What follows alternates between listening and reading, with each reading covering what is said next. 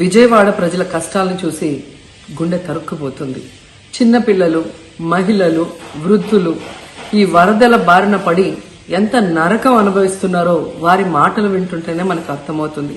కనీసం చిన్నపిల్లలకి పాలు అందటం లేదు, రోజుల తడబడి తాగేదానికి నీళ్లు అందటం లేదు. ఈరోజు ఎంతమంది వరదల్లో కొట్టుకుపోయారో అర్థం కాని పరిస్థితుల్లో అందరూ కూడా బాధపడుతూ ఏడుస్తూ ఉన్నారు. నిజంగా ప్రజలు ఇన్ని కష్టాలు పడటానికి, ఇంతమంది ప్రాణాలు పోవటానికి ఈ రాష్ట్ర ప్రభుత్వం కారణం కాదని నేను అడుగుతున్నాను. ముఖ్యంగా మంత్రుల విహారయాత్రలు, హాలిడేస్ ఎంజాయ్ చేయడంలో ఉన్న చిత్తశుద్ధి రాష్ట్ర ప్రజల మీద లేదు అని నేను గట్టిగా చెప్పగలను. ఇదేదో నేను విమర్శించడానికి చెప్పటం లేదు. 28వ తేదీనే 30వ తేదీలో వర్షాలు రాబోతున్నాయని చెప్పి వాతావరణం సమాచారం ఇవ్వటం జరిగింది ప్రభుత్వానికి. అయినా కూడా ముఖ్యమంత్రి గాని, మంత్రులు గాని ఎటువంటి సమీక్షలు చేయకుండా, ప్రజల్ని అప్రమత్తం చేయకుండా నిర్లక్ష్యం వహించడం వల్లే ఈరోజు ఇన్ని లక్షల మంది వరద నీళ్ళల్లో మునిగిపోయారు. ఇంతమంది ప్రాణాలు పోగొట్టుకున్నారు.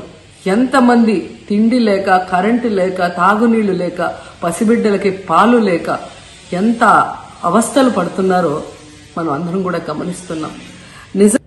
చంద్రబాబు నాయుడు గారి ఇంటికి 3 కిలోమీటర్ల దూరంలోనే ఇంత పెద్ద విపత్తు జరిగినా ప్రజల్ని కాపాడలేకపోయారు అంటే ఇది రాష్ట్ర ప్రభుత్వం, రాష్ట్ర ముఖ్యమంత్రి వైఫల్యం కాదని నేను అడుగుతున్నా.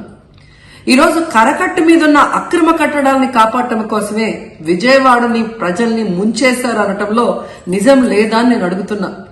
గంట ముందు ప్రజలకు చెప్పినా వాళ్ళు ముంపు బారిన పడేవారు కాదు. వాళ్ళని అప్రమత్తం చేసి ఒక సేఫ్ అయిన ప్లేస్ కి పంపించున్నా ఈరోజు ఇన్ని లక్షల మంది, దాదాపుగా 3 లక్షల మందికి పైగా 4 రోజుల పాటు కరెంటు లేకుండా, తిండి లేకుండా, చిన్న బిడ్డలకి పాలు లేకుండా ఈ విధంగా నీళ్లలో మునిగి అవస్థలు పడాల్సిన అవసరం లేదు. దురదృష్టం ఏంటంటే ఈ రాష్ట్ర ముఖ్యమంత్రి నుంచి మంత్రుల వరకు ఎప్పుడు ఫ్రైడే వస్తుందా, ఎప్పుడు హైదరాబాద్కి వెళ్దామా, లేదా ఎప్పుడు విహారయాత్రలకు వెళ్దామా అని ప్లాన్ చేసుకోవడంలోనే చిత్తశుద్ధిగా ఉన్నారనేది ఈ 5 రోజులు మీరు చూస్తే మీకే అర్థమవుతుంది. 30వ తేదీ భారీ వర్షాలు వస్తాయని ముఖ్యమంత్రి గారికి, మంత్రులకి 28వ తేదీనే వాతావరణ శాఖ సమాచారం అందించినా ఎటువంటి సమీక్షలు లేదు, ఎటువంటి ముందస్తు జాగ్రత్తలు లేదు, ప్రజల్ని కాపాడాలన్న చిత్తశుద్ధి లేదు అనేది స్పష్టంగా అర్థమవుతుంది. ఎందుకంటే ఈ రోజుటి వరకు 4-5 రోజులు ప్రజలకి తిండి అందించడంలో ఈ ప్రభుత్వం విఫలమైంది. కనీసం ఇది జరిగినప్పుడు సీఎం గారు పనిచేయట్లేదు, వయసు అయిపోయింది. డిప్యూటీ సీఎం గారు, పంచాయతీరాజ్ శాఖ మంత్రి గారు కనీసం తన శాఖను అప్రమత్తం చేసి ప్రజల్ని కాపాడాల్సిన బాధ్యత ఉన్నా ఈ రోజు 5 రోజుల వరకు ఆయన అసలు విజయవాడ వైపే రాలేదు. ఇక ఆ కాన్స్టిట్యున్సీ ఎమ్మెల్యే ప్లస్ రాష్ట్ర మంత్రి లోకేష్ గారు మొత్తం మునిగిపోయి మంగళగిరి, విజయవాడ అలల్లాడిపోతుంటే ఆయన హైదరాబాద్ లో ఎంజాయ్ చేస్తున్నారు. ఇక హోంమంత్రి గారు తెలిసిన సంగతే. ఇక మున్సిపల్ శాఖ మంత్రి నారాయణ గారు ఈరోజు విజయవాడని ముంచేసింది ఈ మున్సిపల్ శాఖ నిర్లక్ష్యం కాదని నేను అడుగుతున్నా. ప్రజల్ని సురక్షిత ప్రాంతాలకు తరలించే విధంగా ఈ నారాయణ గారు రివ్యూ చేయకపోవటం వల్ల ఈరోజు లక్షలాది మంది నీళ్లలో మునిగిపోయారు. వాళ్ళందరూ కూడా ప్రభుత్వం ఎప్పుడు కాపాడుతుందా అని ఎదురు చూస్తున్నారు. అయినా వీళ్ళకి పట్టింపు లేదు. ఇక రామానాయుడు గారు ఇరిగేషన్ మంత్రి, కనీసం ముందస్తు రివ్యూలు లేదు. కనీసం వరదలు వచ్చి ప్రజలు మునిగిపోతుంటే బోట్లను కూడా కొనుగోలు చేసో రెంట్కి తీసుకొని ఆ ప్రజల్ని తరలించే కార్యక్రమం ఆయన కూడా చేయలేదు. ఇక ఎప్పుడు వరదలు వచ్చినా, భారీ వర్షాలు వచ్చినా ముఖ్యమైన శాఖ రెవెన్యూ శాఖ. అనగాన సత్యప్రసాద్ గారు ఈయన విహారయాత్రలో ఎంజాయ్ చేస్తున్నాడు. కనీసం పునరావాస కేంద్రాలు ఏర్పాటు చేయాలి, మరి ఆ ప్రజలకి పాలు, తిండి అన్ని అందించాల్సిన బాధ్యత ఉన్నా ఏం పట్టించుకోలేదు.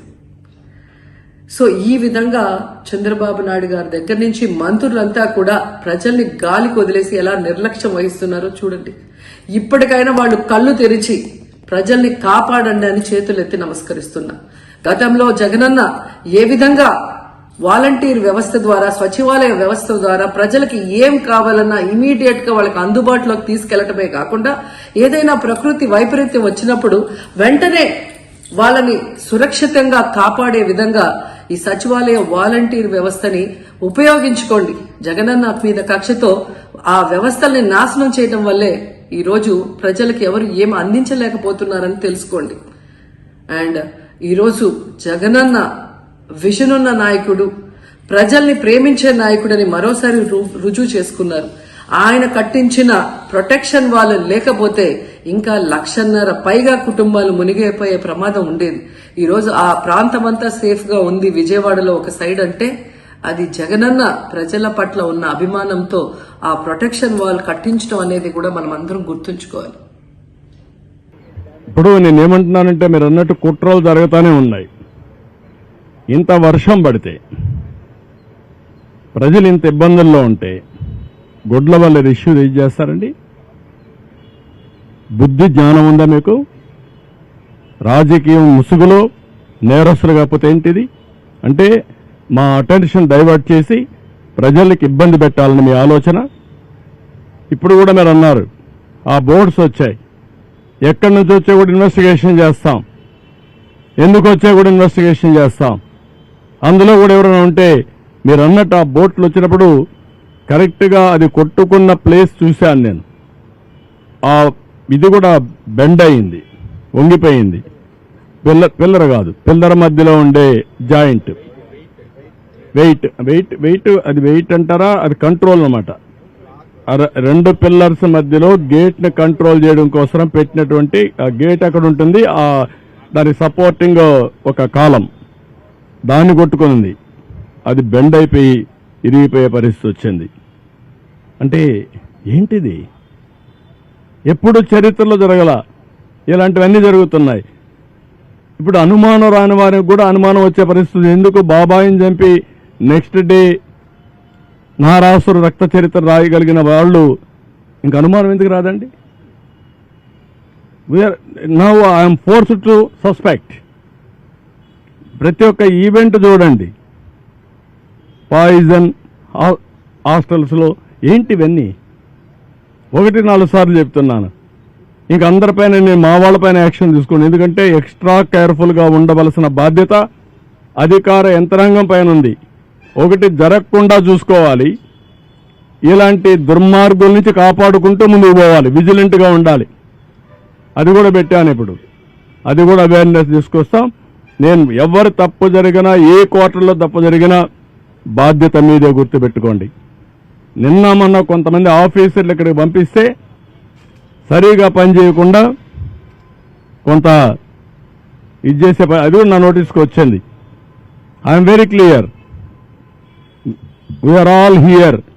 ప్రజాధనాన్ని మనకు శాలరీస్ ఇస్తున్నారు, public tax payers money, we are here to do job. అంతేగాని ఇంకొక మాట ఎవరైనా మాట్లాడితే మాత్రం చాలా సీరియస్గా ఉంటుంది.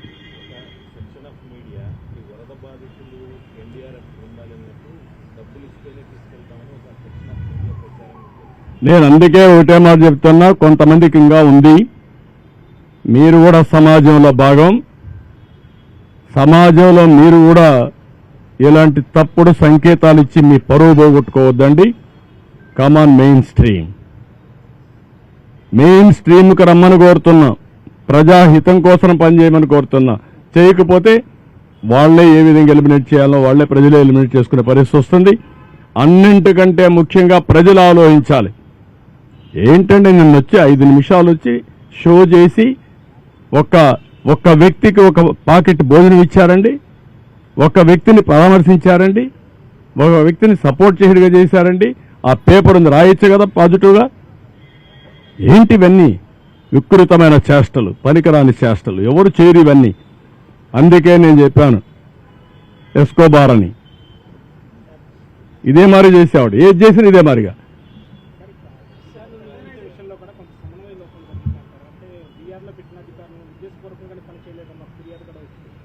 అవి కూడా నేను ఎగ్జామిన్ చేస్తున్నా. ఒకవేళ మా సీనియర్ ఆఫీసర్స్ గుడ్ ఫెయిత్ తో చేస్తుంటే ఆ ఫెయిత్ నిలబెట్టుకోవాల్సిన ఆఫీసర్ అతను. ఒకవేళ గుడ్ ఫెయిత్ తో పెట్టినప్పుడు, బాధ్యత ఇచ్చినప్పుడు, you don't have any excuse. As long as you are in government rolls, that is your duty to do government duty. Be clear. ఒకవేళ వీఆర్లో పెట్టాడు, సిఎస్ఆర్ లేదంటే మా డీజీ గారు ఒక ఓవర్లుక్ అయ్యారు, ఓవర్లుక్ అయితే పనిచేయవా నువ్వు? ఏమనుకుంటున్నారు మీరు? జీతం తీసుకోవడంలా? జీతం తీసుకున్నప్పుడు నీకు బాధ్యత లేదు. సమాజం కూడా బాధ్యత ఉంటుంది, గుర్తుపెట్టుకోండి. మీరు మీకు కూడా బాధ్యత ఉంది. అందుకే అడిగాను. మీకు మేము ఇవ్వకపోవచ్చు జీతం, ప్రజలు ఇస్తున్నారు. అందరం ప్రజలుంటేనే మనం అందరం ఉంటాం. ప్రజలు ఇబ్బందుల్లో ఉన్నప్పుడు మీనమేషాలు లెక్కేయడం, వాళ్ళకు నష్టం వచ్చే పనులు చేయడం అది క్షమించరాని నేరం. I'm very clear on that. నేను కూడా ప్రజలకు ఎప్పటికప్పుడు కమ్యూనికేట్ చేస్తా. నేను వాళ్ళు ఏ నిర్ణయం చేసి దానికి ముందుకు పోతాను. Thank you.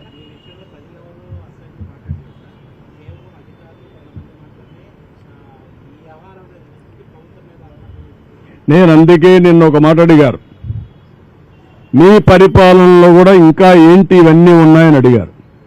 ఒకరు కాదు, ఎక్కడికి పోయినా మీరు పరిపాలనలోకి వచ్చారంటే మిమ్మల్ని కోరుకున్నాం, మీరు వచ్చారు. వచ్చిన తర్వాత ఎందుకు జరగడం లేదు? ఎందుకు ఇవన్నీ జరుగుతున్నాయి? మీరు చెప్తున్నారు ఎందుకు ఫీల్డ్లో జరగలేదు? They are asking me. Now I have to respond. నిన్న ప్రధానమంత్రి గారు చెప్పినప్పుడు ఆయన ఒక మాట అన్నాడు, మీరున్నారు, మీరు చేయగలుగుతారు కదా. నమ్మకం ఆయనకు. ఉదూ సైక్లోన్లో వచ్చినప్పుడు చూశాడు ఆయన. ఇద్దరం దిగాం.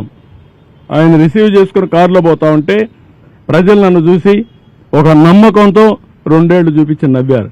నవ్వుతూ స్వాగతం పలికారు. అంటే ఏంటి ఉద్దేశం? మీరున్నారు, మేము సేఫ్ అని, మాకేం బాధలు ఉండవు, అన్నీ జరుగుతాయని. ప్రధానమంత్రి గారు అన్నారు, నేను సీఎంగా పనిచేశాను, ఇది ఎప్పుడు నేను చూడలేదు. కష్టంలో ఉన్నప్పుడు ఫస్ట్ ప్రభుత్వం పైన పడిపోతారు. అలాంటిది నిన్ను చూసి 2 వేలు చూపించి నవ్వుతున్నారంటే, స్వాగతిస్తున్నారంటే నాకు ఆశ్చర్యం వేస్తుందని చెప్పారు. అది వాళ్ళ మంచితనం, వాళ్ళకు మా మీద ఉండే నమ్మకం. ఆ నమ్మకాన్ని కాపాడుకోవడానికే ఇక్కడ కూర్చొని ఇన్ని ప్రయత్నాలు చేస్తున్నాను నేను. నిన్న కూడా నేను చూశాను, ఒక్కరు కూడా నన్ను బ్లేమ్ చేయాలా? సార్ మీరున్నారు, మీరుంటే జరగదు సార్. ఏంటి సార్ ఇక్కడే డెడ్ బాడీ వదిలేసి వెళ్ళిపోతారు వీళ్ళు? నేను అందుకే నిన్న కూడా చెప్పాను, అవతల వాడు పేరెంట్ డెడ్ బాడీ అక్కడ ఉంటే తీసుకుపోయేవాళ్ళు లేకపోతే ఏ విధంగా ఫీల్ అవుతాడో ఆలోచించండి. మీరు ఆ కోణంలో ఆలోచించి మీరు వాళ్ళతో కన్విన్స్ చేయండి. వాళ్ళు ఎమోషన్లో ఉన్నారని కాదు, డెఫినెట్గా ఎమోషన్లో ఉంటారు. 3 రోజులు కన్న బిడ్డకు పాలు ఇవ్వలేని వాళ్ళు, కనీసం ఆకలితో ఏడిస్తే ఒక బిస్కెట్ ఇవ్వలేని వాళ్ళు ఎంత ఫీల్ అవుతారండి? ఎమోషన్ రాదా? కోపం రాదా మన మీద? That is what I asked them. అందుకే నేను నిన్నటి నుంచి మాట్లాడుతున్నా, మానవత్వంతో పనిచేయండి, హ్యూమనిజం చూపేయండి, పెత్తందారి వ్యవస్థ కాదని చెప్పి. I will do my duty.